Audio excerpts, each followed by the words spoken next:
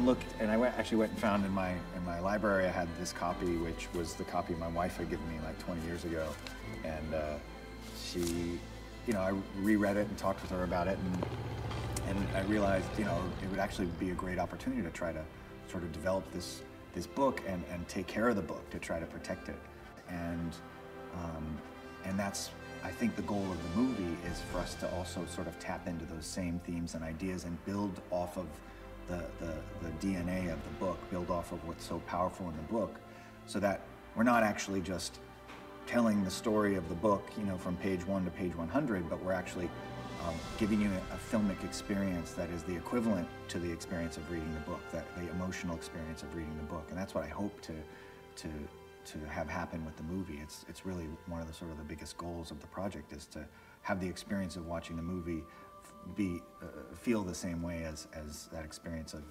encountering the book.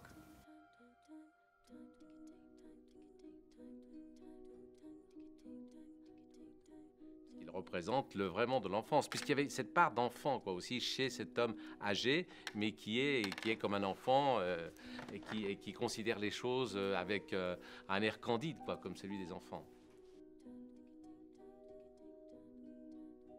Mais finalement, elle est habitée quand même par cette envie de bien faire pour sa fille. Elle veut le meilleur pour elle. Hein, voilà, donc c'est quelque chose que toutes les mères connaissent, qui est un peu poussé à son paroxysme là, mais qui est courant chez toutes les mamans, quoi. On veut le meilleur pour eux et à la fois on sait que parfois ça va pas leur faire du bien, mais il va falloir.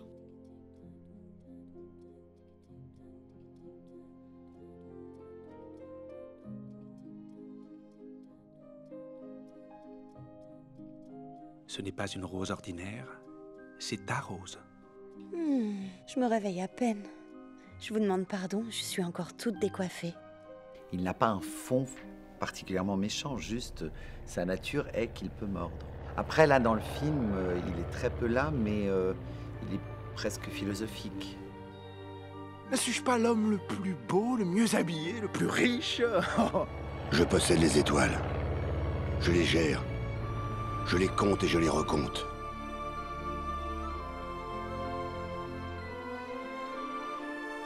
On ne voit bien qu'avec le cœur. L'essentiel est invisible pour les yeux.